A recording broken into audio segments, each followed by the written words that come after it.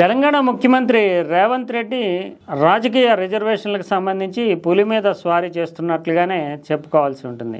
ఎందుకంటే ఇప్పటికే వెనకబడిన తరగతులకు మేము రిజర్వేషన్ ఇచ్చేస్తున్నాము అని పెద్ద ఎత్తున ప్రచారం చేసుకోవడం, దానికి ముందుగానే దాదాపు ఏడాది కాలంగా కులగణనకు సంబంధించినటువంటి విషయంలో కానీ కమిషన్ వేయడం కానీ లీగల్ ప్రాసెస్ కూడా పూర్తి చేసేసాము, ఇక స్థానిక సంస్థల్లో రిజర్వేషన్ అమలు కాబోతోంది అనేటటువంటి భావన కల్పించడం కానీ ఇదంతా బీసీల్లోకి వెళ్ళింది. ఇప్పుడు పులి మీద స్వారీ ఎందుకంటే అది ముందుకు వెళ్ళడానికి సాధ్యం కాదు, కిందకి దిగడానికి సాధ్యం కాదు. ఈ నేపథ్యంలో రాజకీయంగా ఒక ఛాలెంజ్ ని రేవంత్ రెడ్డి ఎదుర్కొంటున్నారు. పార్టీ పరంగా రిజర్వేషన్లు ఇవ్వాలనేటటువంటి డిమాండ్ ఉన్నప్పటికీ పార్టీ పరంగా రిజర్వేషన్లు ఇస్తే కనుక ఖచ్చితంగా ఎక్కడైతే బీసీలు ఉన్నారో ఆ స్థానాల్లో బలమైనటువంటి క్యాండిడేట్లను ఇతర పార్టీలు పెడితే ఓటమి చెందితే కనుక ఆ ఓటమికి ప్రధాన కారణం రేవంత్ రెడ్డి బీసీలకి బలహీనమైనటువంటి స్థానాల్లో సీట్లు ఇచ్చారు అనే అపవాదు ఆయన మీద పడుతుంది. ఇంకోవైపు ఈ రిజర్వేషన్ చట్టబద్ధం కాకపోతే కనుక కాంగ్రెస్ పార్టీలో ఉండేటటువంటి ప్రధానమైనటువంటి వర్గాలు అగ్రవర్ణాలు, ముఖ్యంగా రెడ్డి సామాజిక వర్గం కానీ ఇతరులు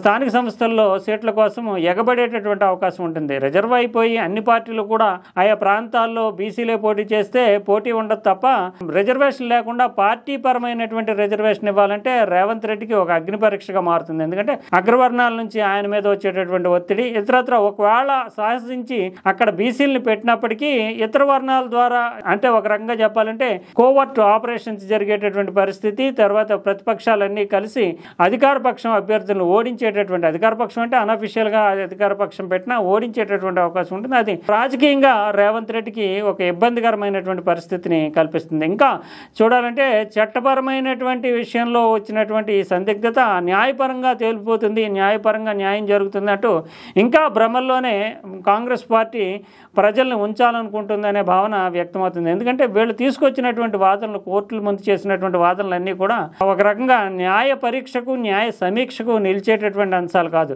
ఒకటి, రాజ్యాంగంలో ఎక్కడ 50% రిజర్వేషన్ మించి ఇవ్వకూడదని లేదు కదా అనే వాదన ఒకటైతే, తర్వాత కాలంలో చూస్తే కనుక ప్రధానంగా వీళ్ళు తీసుకొచ్చిన దాంట్లో మరొకటి నోటిఫికేషన్ వచ్చిన తర్వాత ఎలాగా పక్కన పెడతారు అనేటటువంటి వాదన కానీ, ఇవన్నీ నిలబడేటటువంటి అంశాలు కాదు. ఇంకోవైపు రాజకీయంగా తీసుకున్నటువంటి నిర్ణయానికి చట్టబద్ధత కల్పించడం విషయంలో గవర్నర్ ఆమోదించలేదంటే సుప్రీంకోర్టు ఇచ్చినటువంటి గత తీర్పు ప్రకారం 3 నెలల పాటు గవర్నర్ పెండింగ్ లో పెడితే కనుక దాన్ని ఆమోదం పొందినట్లుగానే భావించి మేము దాన్ని చట్టంగా ప్రకటించేసుకున్నామని చెప్పేది. కానీ నిజానికి అది వేరే అంశానికి సంబంధించి. అంతేకాకుండా రాజకీయంగా రాజ్యాంగం చెప్పలేదు కదా, రాజ్యాంగంలో లేదు కదా అంటే కనుక సుప్రీంకోర్టు ఏదన్నా చట్టం మీద కానీ రాజ్యాంగం మీద కానీ వ్యాఖ్యానం చేస్తే అది రాజ్యాంగంలో ఉన్నట్లుగానే భావించాల్సి ఉంటుంది. 50% రిజర్వేషన్లకు సంబంధించి కూడా సుప్రీంకోర్టు గతంలో ఇచ్చినటువంటి తీర్పులు దానికి ఒక రాజ్యాంగ ప్రతిపత్తిని కల్పించినట్లుగానే చెప్పాలి. అందువల్ల ఇది కేవలము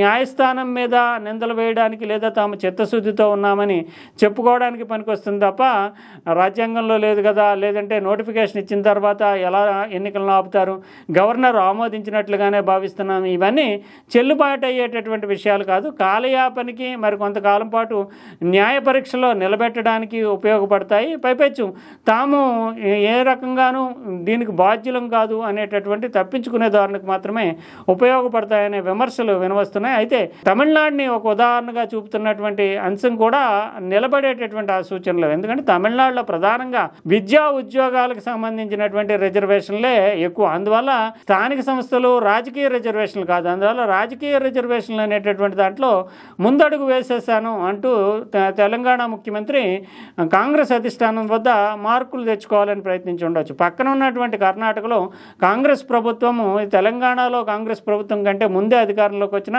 ఇంత దూకుడు కనబరచడం కానీ, ఈ విషయంలో ఉండేటటువంటి శశబిషలు, ఈ విషయంలో ఉండేటటువంటి సమస్యలను దృష్టిలో పెట్టుకునే కర్ణాటక ప్రభుత్వం ముందడుగు వేయలేదు. అదే సమయంలో రేవంత్ రెడ్డి మాత్రము కాంగ్రెస్ అధిష్టానం వద్ద తనకు పలుకుబడిని పెంచుకోవడానికి చాలా డేరింగ్ స్టెప్ తీసుకుంటూ ముందుకు వెళ్ళడం, ఇది ఇప్పుడు పులి మీద స్వారీలాగా మారింది. ఎందుకంటే ఆ రిజర్వేషన్ ప్రక్రియను ఎలా ముందుకు తీసుకెళ్తారు, లేదంటే కనుక రిజర్వేషన్ల మీద వెనక్కి వెళితే రాజకీయంగా వాటిల్లేటటువంటి నష్టాన్ని ఎలా భరిస్తారనేది. మరోవైపు అన్ని రాజకీయ పార్టీలు రిజర్వేషన్లకి అనుకూలంగా ఉన్న నేపథ్యంలో న్యాయపరమైనటువంటి పోరాటం ద్వారా సాధించడం కంటే కూడా చట్టపరమైనటువంటి పోరాటం, ఎందుకంటే కాంగ్రెస్ పార్టీ సపోర్ట్ చేస్తుంది, బీజేపీ కూడా వెనక్కి వెళ్ళేటటువంటి పరిస్థితి లేదు.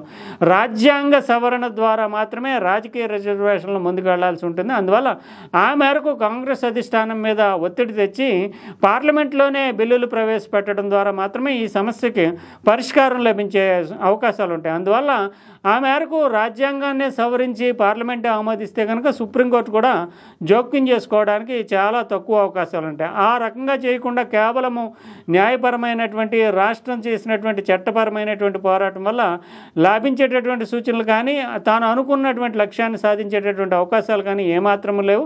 ఇప్పుడు ఈ రాజకీయ రిజర్వేషన్లకు సంబంధించి స్థానిక సంస్థల సమస్య రేవంత్ రెడ్డికి భవిష్యత్తులో చాలా ఇబ్బందులు సృష్టించేటటువంటి సూచనలు కనిపిస్తున్నాయి.